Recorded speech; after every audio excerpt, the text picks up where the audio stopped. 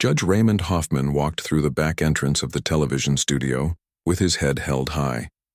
At 62 years old, he still had the strong build and confident stride that had served him well in the courtroom for over 20 years. Today was different, though. Today he would step outside the familiar walls of his courtroom and into the bright lights of national television. The show American Justice Now had invited him to discuss the role of judges in high-profile cases. He straightened his red tie and smiled to himself. This was his chance to become a household name. "Judge Hoffman, we're so pleased you could join us today," said Melissa Chen, the show's producer. She was a small woman with sharp eyes that missed nothing. "The makeup team is ready for you, and then we'll get you set up on stage." "I don't need much makeup," Hoffman said with a wave of his hand. "Just enough to not look washed out under those lights." Melissa nodded and led him to a small room where a young woman waited with brushes and powders. As she worked on his face, Hoffman reviewed the notes he had prepared. The producer had told him the questions would be simple: his background, his most famous cases, and his thoughts on the justice system today. Easy enough. He had also been told there would be another guest, but that was fine. Hoffman was used to being the smartest person in any room. "So who is this other guest?" Hoffman asked as the makeup artist finished her work. "Another judge?" "No, actually," Melissa said, looking down at her clipboard. "It's Kash Patel. He used to work at the Department of Defense and as a national security advisor. He's been quite vocal about legal matters lately." Hoffman's smile faded slightly. He knew the name. Patel had been in the news often, and Hoffman had not agreed with many of his public statements about the legal system. Still, this was even better. A chance to put a non-lawyer in his place on national television. "Perfect," Hoffman said, his smile returning. "I'm sure Mr. Patel and I will have a lively discussion." The stage was set with 3 chairs, one for the host, David Reynolds, and one each for the judge and Patel. The bright lights made the studio feel even hotter than it was. Hoffman took his seat and nodded at Reynolds, a well-known television personality with perfect hair and teeth. "Judge Hoffman, thank you for being here," Reynolds said, shaking his hand firmly. "We're just waiting for Mr. Patel and then we'll begin." As if on cue, Kash Patel walked onto the stage. He was younger than Hoffman had expected, maybe early 40s, with a calm face and watchful eyes. He wore a navy blue suit with no tie, which Hoffman thought looked unprofessional. Patel shook hands with Reynolds and then extended his hand to Hoffman. "An honor to meet you, Your Honor," Patel said with a small smile. His voice was steady and confident. "I've followed several of your cases with interest." "Have you now?" Hoffman replied, his handshake firm and slightly longer than necessary. "I wasn't aware my work was of interest to defense officials." "We're live in 30 seconds, called a voice from behind the cameras. Hoffman straightened in his chair and put on his television smile. This would be easy. He had spent decades commanding respect in his courtroom. A television interview was nothing compared to that, especially when sharing the stage with someone who wasn't even a legal professional. The red light on the camera lit up, and Reynolds turned to face it with a perfect smile. "Good evening, America, and welcome to a special edition of American Justice Now. I'm your host, David Reynolds, and tonight we have 2 distinguished guests who bring very different perspectives to our discussion on the American justice system. With me is Judge Raymond Hoffman, who has presided over some of the most high-profile cases in the Southern District in the past decade, and also joining us is Kash Patel, former Deputy Director of National Intelligence and Department of Defense, official. Reynolds turned to Hoffman first. "Judge, let's start with you. You've been on the bench for over 20 years.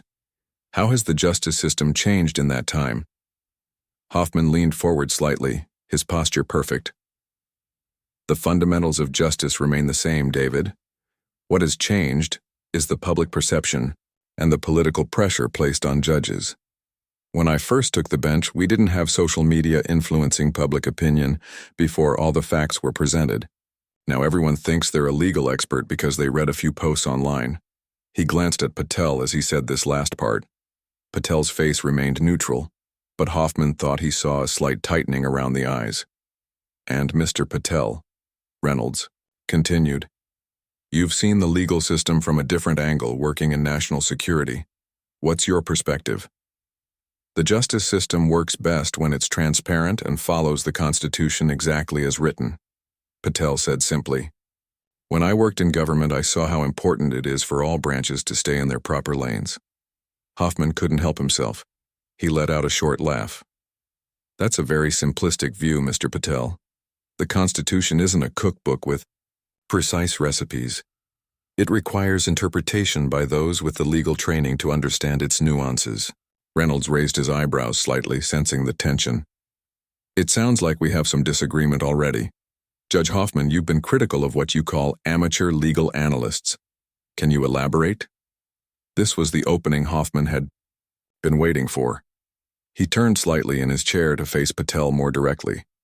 Certainly, there's been a troubling trend of non-lawyers, particularly those from the political world, trying to explain complex legal matters to the public and getting it completely wrong. It's like me trying to perform surgery after watching a few medical shows on television. Patel smiled slightly but said nothing. For instance, Hoffman continued, his voice growing stronger, Mr. Patel has made several public statements about judicial overreach that show a fundamental misunderstanding of how precedent works in our system. It's not just wrong, it's dangerous to public trust in our institutions. Reynolds turned to Patel. Would you like to respond to that? I would, Patel said calmly. But first, I'd like to ask Judge Hoffman which statements of mine he's referring to specifically. Hoffman waved his hand dismissively. There have been several. Your comments last month about the Ramirez case, for instance. You claimed the judge was legislating from the bench when in fact he was following clear precedent from the Supreme Court. Actually, Patel said, reaching into his briefcase, I never commented on the Ramirez case. I think you might be confusing me with someone else. Hoffman felt a small jolt of uncertainty but pushed ahead. Perhaps it wasn't Ramirez specifically, but you've made similar claims about other cases. The point stands that those without legal training should be more careful about questioning judicial decisions. Patel nodded thoughtfully. I agree that respect for the judicial system is important. That's why I always research carefully before speaking publicly. In fact, I've brought transcripts of my public statements from the past year, if you'd like to point out which ones you found problematic. The calm way Patel spoke made Hoffman increasingly irritated. He had expected to easily overwhelm this man with his legal knowledge and courtroom presence. Instead, Patel was methodically backing him into a corner. We don't need to go through your transcripts on air, Hoffman said with a forced smile. The viewers would find it tedious. My point is more general about the trend of non-lawyers speaking as if they were legal experts. I see, Patel said. So there's no specific statement of mine you can point to that was legally incorrect? The studio light suddenly felt much hotter than before. Hoffman could feel a small bead of sweat forming at his temple. This interview was not going as planned. 30 seconds ago, he had felt completely in control. Now, somehow, he was the one on the defensive. We'll continue this fascinating discussion after a short break, Reynolds said, jumping in as he sensed the mounting tension. Stay with us for more from Judge Hoffman and Mr. Patel on American Justice Now. As the red light on the camera turned off, Hoffman reached for his water glass, his hand not quite as steady as it had been at the start of the show. He had underestimated Kash Patel, and the next segment would determine if he could regain control of the narrative, or if this television appearance would become something he would regret for a very long time. During the commercial break, Judge Hoffman took several deep breaths to calm himself. A makeup artist rushed over to dab the sweat from his forehead. He had not expected Patel to be so prepared or so calm. Hoffman was used to people becoming nervous in his presence, especially when he used his stern courtroom voice. But Patel seemed completely unfazed. We're back in 30 seconds, called the floor director. Hoffman glanced at Patel, who was calmly reviewing some notes. The man hadn't even broken a sweat. This irritated Hoffman even more. He needed to take control of this interview, and he knew exactly how to do it. He would bring up the Carson case, a controversial national security matter that had made headlines last year. Hoffman had written a lengthy opinion on it that had been praised in legal circles. Surely Patel, despite his government background, couldn't match Hoffman's legal analysis on that case. And we're back with American Justice Now, said Reynolds as the cameras started rolling again. "We're talking with Judge Raymond Hoffman and former Defense Department official Kash Patel about our justice system." Before the break, things were getting interesting as we discussed who should be interpreting the law for the public. Reynolds turned to Patel. "Mr. Patel, you were about to respond to the judge's concerns about non-lawyers commenting on legal matters." Patel nodded. "Thank you, David. I believe that understanding our legal system is the right of every citizen, not just those with law degrees. While I respect Judge Hoffman's experience, I think it's important to remember that the law belongs to the people, not just to legal experts." Hoffman saw his opening. "That's a nice sentiment, Mr. Patel, but the law is complex for a reason. Take the Carson national security case from last year. I presided over that case, and the legal issues were so complex that even experienced attorneys struggled with them. My 50-page opinion had to carefully balance constitutional rights with national security concerns. I doubt someone without legal training could fully grasp the nuances involved." Patel turned to face Hoffman directly. "Actually, Judge, I'm quite familiar with the Carson case. In fact, I had to review your opinion as part of my duties at the time." Hoffman smiled condescendingly.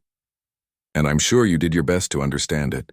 But without a legal background, if you're referring to your opinion dated June 15th of last year," Patel interrupted gently, "I noted several issues that concern me. Specifically on page 28, you cited United States v. Reynolds as supporting your position on state secrets privilege. However, you applied it in a way that expanded the scope beyond what the Supreme Court had intended." Hoffman felt his face growing warm. "That's a mischaracterization of my ruling." "Is it?" Patel reached into his briefcase again and pulled out a document. "I have your opinion here, and I've also brought the Reynolds decision. Would you like me to read the relevant passages side by side?" The studio was completely silent. Even Reynolds seemed unsure how to proceed. This was not how interviews with judges usually went. "That won't be necessary," Hoffman said stiffly. "Reynolds is open to interpretation." "Supreme Court Justice Jackson didn't seem to think so," Patel replied. "In his concurring opinion, he specifically warned against the exact expansion of the doctrine that your ruling employed." Hoffman was now fully on the defensive. He had not expected Patel to not only know about the Carson case, but to have such detailed knowledge of the related Supreme Court precedents. Even worse, Patel was right. Hoffman had stretched the Reynolds precedent further than was perhaps warranted, though he would never admit that publicly. Reynolds, sensing the mounting tension, tried to steer the conversation in a new direction. "Judge Hoffman, let's talk about your career path. What made you want to become a judge?" But Hoffman wasn't ready to let go. His pride was wounded, and he wanted to put Patel in his place. "Before we move on, I'd like to point out that Mr. Patel is cherry-picking from my opinion. The full context makes it clear that my application of Reynolds was appropriate. And frankly, I find it concerning that someone from the intelligence community would question a judge's interpretation of national security law. It suggests a troubling attitude toward judicial independence." Patel's expression remained neutral, but his eyes narrowed slightly. "I respect judicial independence greatly, Judge Hoffman. That's why I'm concerned when I see it being used as a shield against legitimate criticism. The law may be complex, but it shouldn't be beyond accountability." "Accountability?" Hoffman's voice rose slightly. "To whom? Twitter lawyers and government officials who want rulings that favor their political agendas?" "To the Constitution," Patel said simply, "and to the American people whom it protects." Reynolds tried again to intervene. "This is certainly a passionate discussion. Perhaps we could—" "Mr. Patel," Hoffman said, cutting off the host, "you worked in an administration that was constantly at odds with the courts. Your criticism of my ruling seems to be more about politics than law." Something changed in Patel's expression then. The polite smile faded, replaced by a look of serious determination. "Judge Hoffman, I've been very careful not to make this political. I've discussed only the legal merits of your ruling, not who appointed you or what your personal politics might be. But since you've chosen to go there, let's be clear about something." Patel reached into his briefcase again and pulled out another document. This is a transcript from a speech you gave at the Westbrook Legal Society 3 months ago. In it, you said, and I quote, "Some judges rule based on the law while others rule based on who they want to win." You then went on to suggest that judges appointed by certain presidents were more likely to fall into the latter category. Hoffman felt his stomach drop. He remembered that speech. It had been at a private dinner among what he thought were like-minded colleagues. He hadn't realized a transcript existed.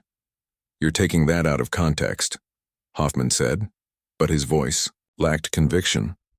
"Am I?" Patel asked. "Because it seems to directly contradict what you just said about judicial independence. Either judges should be above politics, as you just claimed, or some judges rule based on politics, as you stated in your speech. Both can't be true." The studio was so quiet you could hear the air conditioning humming. Reynolds looked back and forth between his guests, seemingly unsure whether to interrupt. "Furthermore," Patel continued, his voice still calm but firm, "in the same speech you specifically criticized the Supreme Court ruling in the Martinson case, saying it was legally nonsensical and obviously politically motivated. That's the same Supreme Court whose precedents you claim to be faithfully applying in your own rulings." Hoffman felt trapped. Everything Patel was saying was true, and worse, it was all on record. How had this man come so prepared? Hoffman had expected to dominate this interview with his legal knowledge and status as a federal judge. Instead, he was being systematically dismantled by someone he had dismissed as a political appointee, without real legal understanding. "We need to take another break," Reynolds said, finally stepping in. "When we return, we'll continue our discussion on the role of judges in our system." As the camera stopped rolling, Hoffman sat frozen in his chair. The makeup artist approached, but he waved her away. The studio felt suffocating now. He loosened his tie slightly and took a sip of water, trying to gather his thoughts. How could he salvage this situation? 30 seconds ago, he had been on the offensive, trying to question Patel's credentials. Now, somehow, his own credibility was on the line. Across from him, Patel was putting his documents back in order, his movements methodical and unhurried. He didn't look triumphant or smug. If anything, he looked slightly sad, as if he had taken no pleasure in this exchange. Somehow, that made it even worse. Hoffman realized with growing dread that the worst was yet to come. They still had another segment to film, and now everyone in the studio was watching him with different eyes. The respect and deference he was accustomed to had vanished. And somewhere out there, a national audience was witnessing the same transformation, seeing not the distinguished Judge Hoffman, but a man whose words were coming back to haunt him. The commercial break felt like the longest 2 minutes of Judge Hoffman's life. His mind raced as he tried to figure out how to regain control of the situation. He had underestimated Patel badly. This man wasn't just some government official, with a surface understanding of the law. He was thoroughly prepared and seemed to know Hoffman's record better than Hoffman himself did. A production assistant approached him nervously. "Judge Hoffman, would you like some water or coffee before we resume?" "Water, please," Hoffman said, his throat suddenly dry. He glanced at his phone and saw several text messages from colleagues who were watching the show. None of them looked supportive. One simply read, "What are you doing?" Across the set, Patel was having a quiet conversation with Reynolds. They both looked serious, but Patel's posture remained relaxed. Hoffman wondered what they were discussing. Was Reynolds siding with Patel now? The thought made Hoffman's anger rise again. He was a federal judge with decades of experience.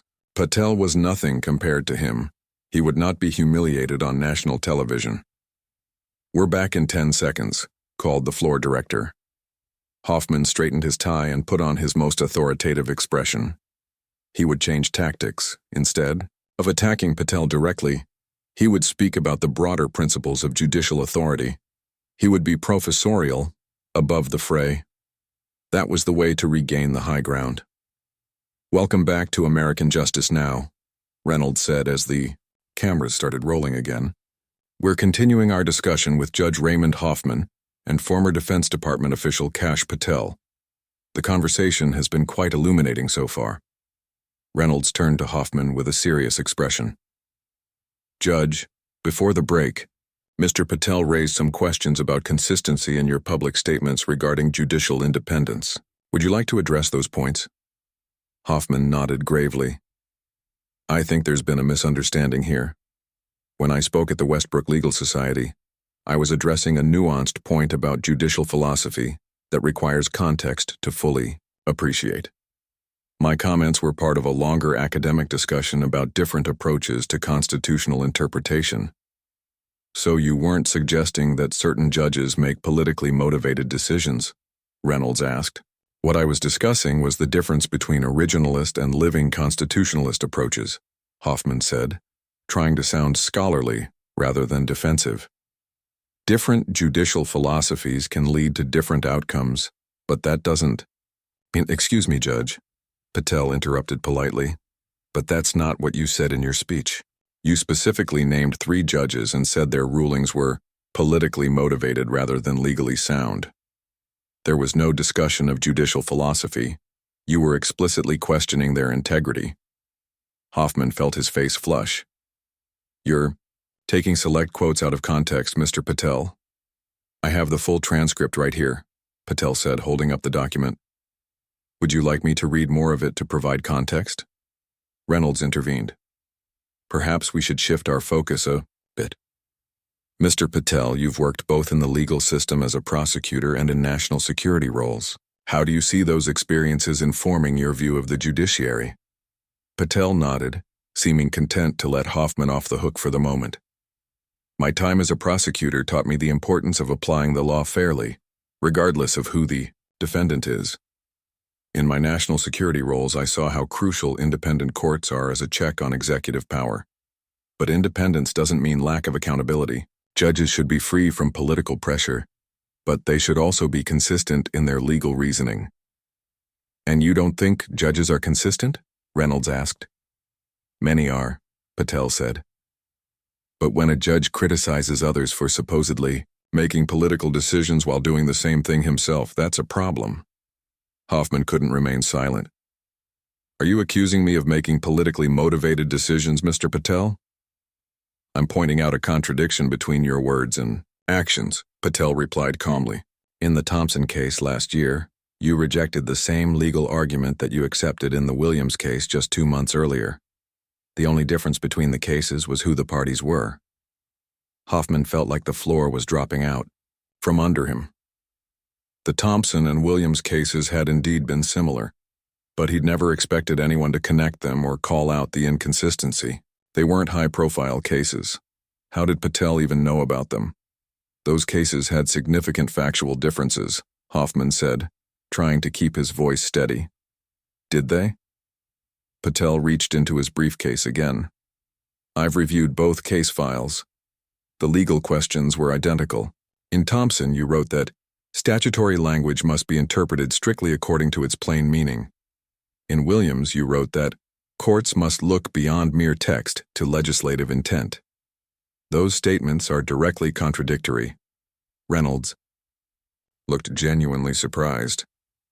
Judge Hoffman, how do you respond to that? Hoffman felt trapped. He couldn't deny what he had written in his own opinions.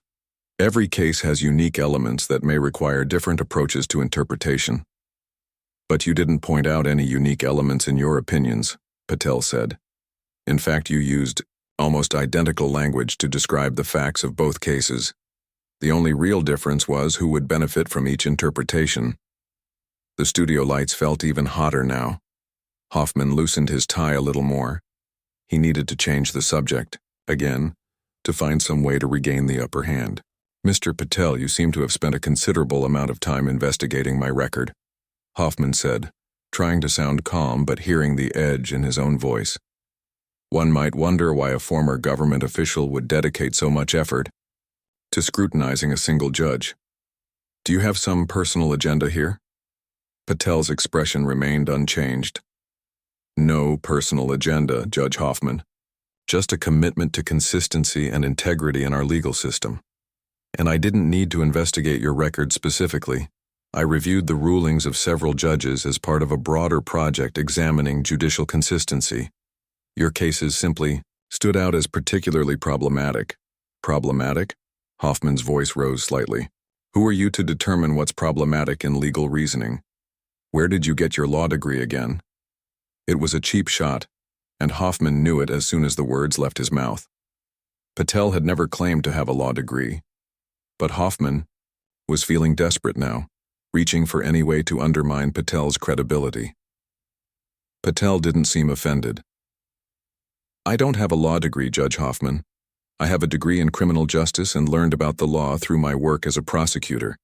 But the issues I'm pointing out don't require a law degree to understand. They're about basic consistency and fairness. Reynolds sensed the tension rising again. Let's step back for a moment. Judge Hoffman, beyond these specific cases, what do you think is the most important quality for a judge to have? Hoffman seized on the lifeline. Impartiality without question. A judge must set aside personal views and apply the law fairly. And Mr. Patel? Reynolds asked. I agree completely, Patel said. Impartiality is essential, but so is consistency. A truly impartial judge doesn't change their interpretation of the law based on who's standing before them. Hoffman felt the conversation slipping away from him again. Mr. Patel keeps returning to these two obscure cases as if they define my entire career. I've presided over thousands of cases in my time on the bench. Cherry-picking two that he believes show some inconsistency is hardly fair. You're right that two cases don't define a career, Patel said. That's why I also reviewed 30 of your other opinions from the past 5 years. I found similar inconsistencies in 11 of them. The pattern is clear. The studio fell silent. Hoffman stared at Patel in disbelief. 11 cases? A pattern? This was no longer just embarrassing, it was potentially career-ending. Judges were expected to be consistent in their legal reasoning. To have someone publicly identify a pattern of inconsistency was devastating. We need to take another break, Reynolds said, looking uncomfortable. When we return, we'll discuss what these issues mean for public trust in the judiciary. As the cameras stopped rolling, Hoffman sat frozen in his chair. The 30 seconds that had just passed felt like they had changed everything. His reputation, his legacy, perhaps even his future on the bench, all of it now seemed in jeopardy. And the worst part was that Patel wasn't attacking him personally or being disrespectful. He was simply stating facts, presenting evidence, in a calm and methodical way that made it all the more damning. Hoffman looked down at his hands and noticed they were trembling slightly. He clasped them together to hide it, but he had a sinking feeling that it was too late to hide anything now. During the commercial break, the studio buzzed with whispered conversations. Production assistants glanced nervously at Judge Hoffman, who sat stiffly in his chair, refusing offers of water or makeup touch-ups. Across the set, Patel was reviewing, his notes with a focused expression. He didn't look pleased or triumphant. If anything, he looked slightly troubled, as if he took no joy in what was happening. Melissa Chen, the producer, hurried over to Reynolds and whispered something in his ear. Reynolds nodded and then approached Hoffman. Judge, are you okay to continue? Reynolds asked quietly. We can end the segment early if you'd prefer. The suggestion made Hoffman's pride flare up again. End early? And look like he was running away? Never. I'm fine, he said curtly. Let's proceed. Reynolds nodded and returned to his seat. The key? Floor director counted down, and the red light on the camera came on again. Welcome back to American Justice Now, Reynolds said, his tone noticeably more serious than before. We've been having a frank discussion about judicial consistency with Judge Raymond Hoffman and former Defense Department official Kash Patel. Before the break, Mr. Patel mentioned finding inconsistencies in several of Judge Hoffman's rulings. Judge, would you like to respond? Hoffman had used the break to gather himself. He decided his best approach now was to go on the offensive again, but more strategically this time. Yes, David, I would, Hoffman said, his voice steady. What Mr. Patel is doing is actually quite common among those who don't fully understand how our legal system works. He's looking at outcomes rather than reasoning, and assuming that similar cases should always have similar results. But the law is more nuanced than that. He turned to face Patel directly.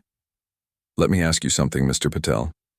In your various government roles, did you always make identical decisions in similar situations? Patel considered the question.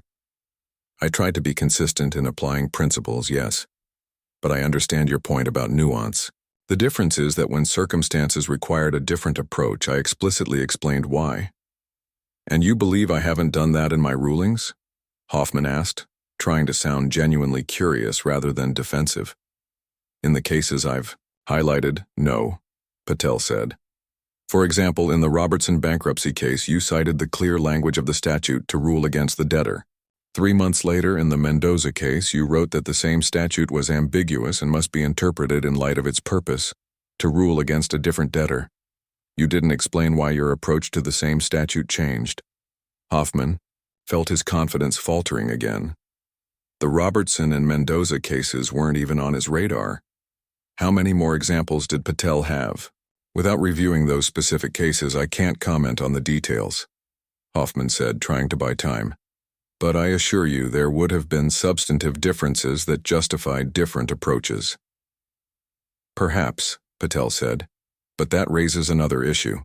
I've also reviewed cases where you criticized other judges for precisely the kind of interpretive flexibility you're now defending.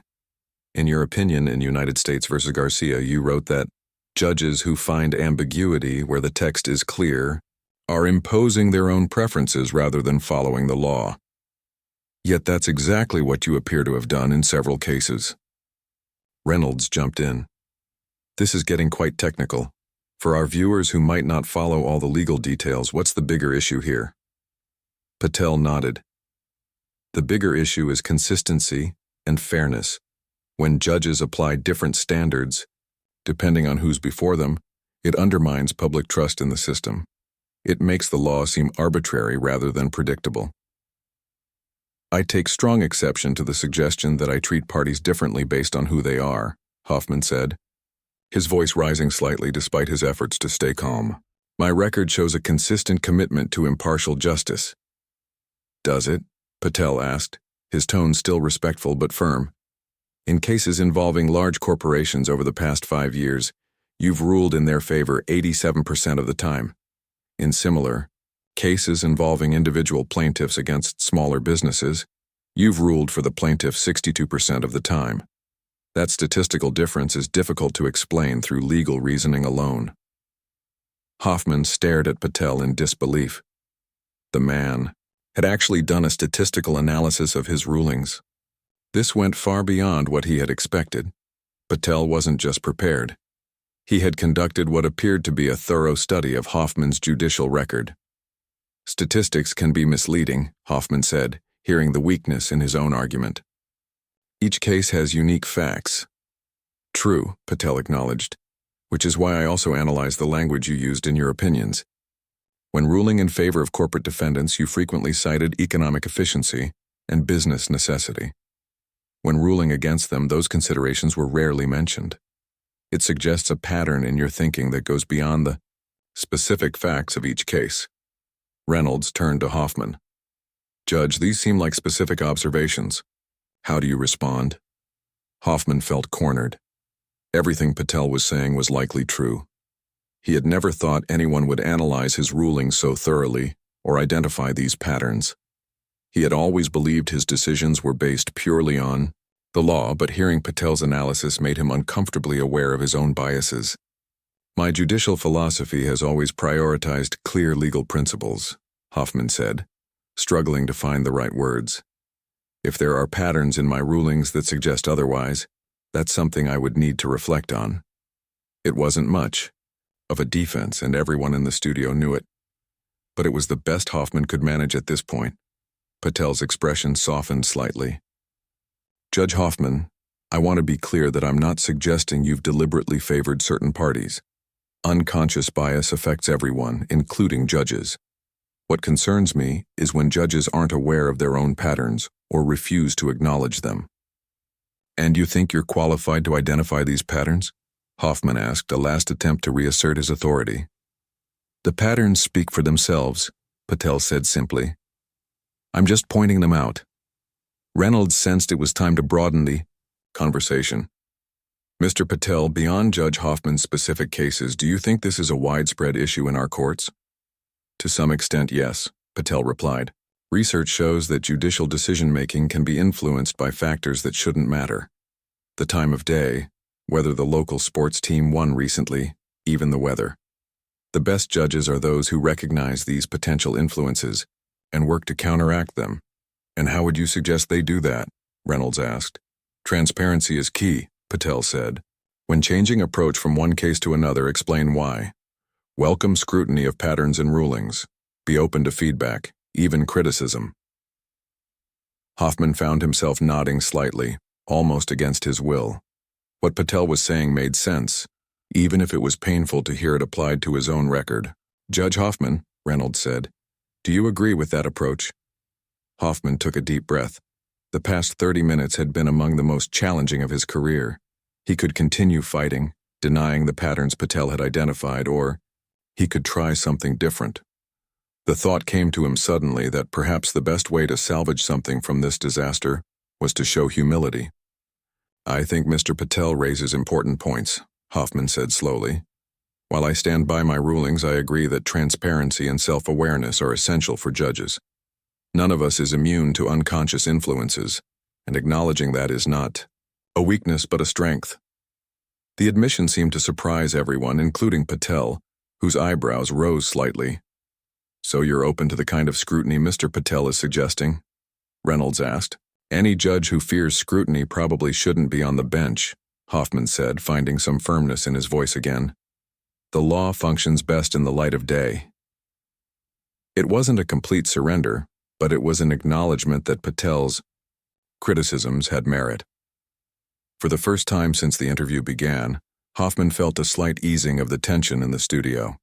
He had spent 30 years building his reputation as a brilliant and tough judge.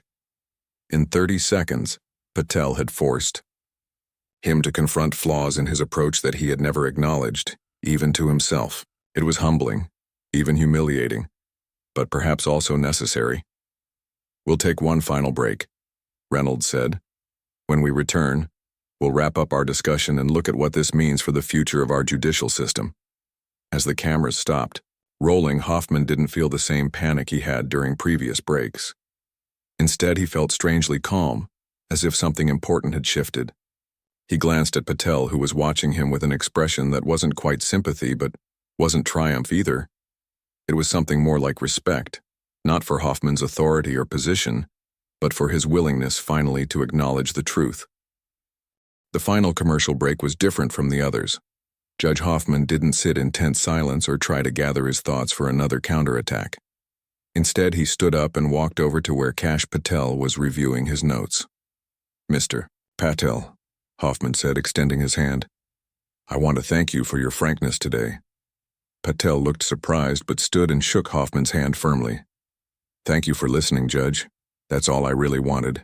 You've clearly done extensive research on my rulings, Hoffman said. I'd be interested in seeing your full analysis sometime.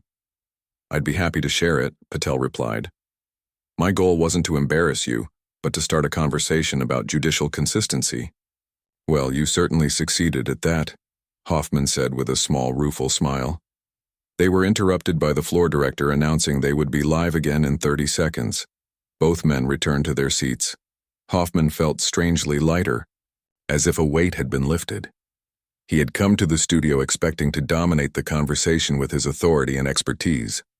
Instead, he had been forced to confront uncomfortable truths about his own judicial practice. It was humbling, but there was also something freeing about it. The red light on the camera came on, and Reynolds welcomed viewers back to the show. We're in our final segment with Judge Raymond Hoffman and Kash Patel, discussing judicial consistency and accountability, Reynolds said. Judge Hoffman, before the break, you acknowledged the importance of transparency in judicial decision-making. How do you think judges can better achieve this? Hoffman took a deep breath. I think we need to be more explicit about our reasoning, especially when we take different approaches to similar legal questions. We should acknowledge when we're changing course and explain why. The law evolves, and so do judicial interpretations, but that evolution should be transparent. That's quite different from what you were saying at the beginning of our discussion, Reynolds observed. Yes, it is, Hoffman admitted. Mr. Patel has raised points today that I need to consider seriously. While I still believe in judicial independence, I can see that independence doesn't mean lack of accountability. Reynolds turned to Patel. Mr. Patel, what do you think is the most important reform needed in our judicial system? I think greater transparency is certainly part of it, Patel said. But we also need better systems for reviewing patterns in judicial decisions. Currently, most scrutiny happens only in high-profile cases that get appealed. But many cases never reach that level, and patterns of inconsistency can go unnoticed. Are you suggesting some kind of oversight body for judges? Reynolds asked. Not necessarily a new body, Patel clarified, but perhaps better use of data analytics to identify patterns that might indicate bias or inconsistency. The goal wouldn't be to second-guess individual rulings, but to help judges recognize their own potential blind spots. Hoffman found himself nodding. I think that's a reasonable suggestion. As judges, we like to think we're purely objective, but we're human too. Having tools to identify our own patterns could be valuable. Reynolds looked slightly surprised at the agreement between his guests. Judge Hoffman, has this conversation changed your perspective on judicial review? Hoffman thought for a moment. I'd say it's expanded it. I've always believed in the importance of appellate review to correct errors in individual cases, but Mr. Patel is talking about something different, looking at patterns across cases that might not be apparent when each case is considered in isolation. That's a perspective I hadn't fully considered before.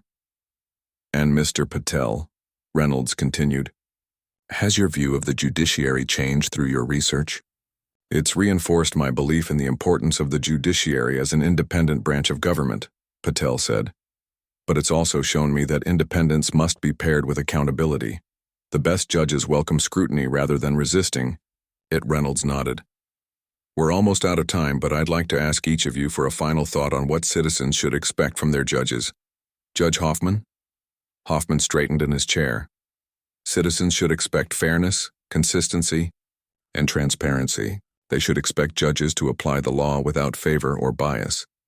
And when judges fall short of that ideal, as we all sometimes do, they should expect us to be open to correction. Mr. Patel? Reynolds asked. I agree with everything Judge Hoffman just said, Patel replied. I'd only add that citizens should be engaged with the judicial system. They should pay attention to who is appointed to the bench, how those judges rule, and the reasoning behind those rulings.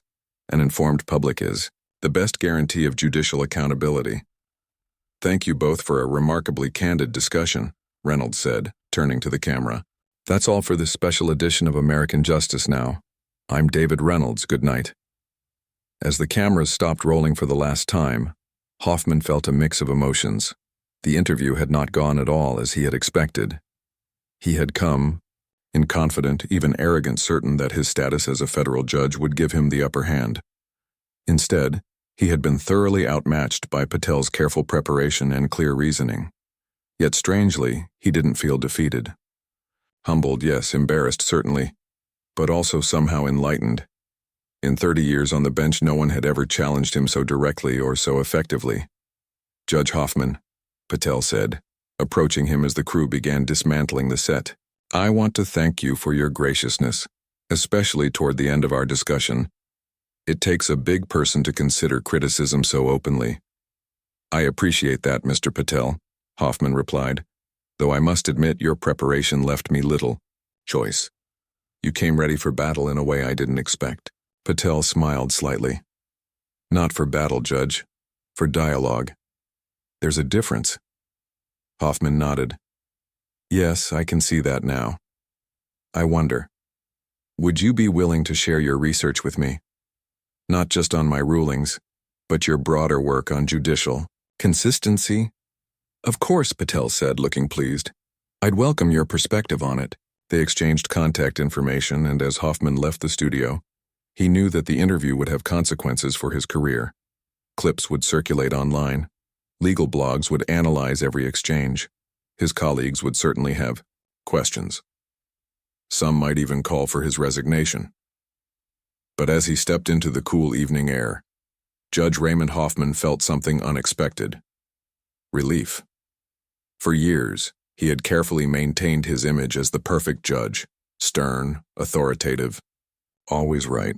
That image had been shattered today in 30 seconds that would likely define his career from now on. Yet in losing that carefully constructed image, he had gained something more valuable, a chance to become a better judge. Not perfect, not infallible, but more self-aware and more committed to the principles he had always claimed to uphold. His phone buzzed with messages from colleagues, reporters, and friends who had watched the show. He ignored them all for now. Tomorrow would be soon enough to face the fallout. Tonight he needed to think, to reflect on what had happened and what it meant for his future on the bench. As he walked to his car, Hoffman thought about how differently the interview might have gone if he had approached it with humility rather than arrogance. He had tried to intimidate Kash Patel and had instead been forced to confront his own failings. It was painful, but perhaps necessary, and maybe, just maybe, it would make him the kind of judge he had always believed himself to be.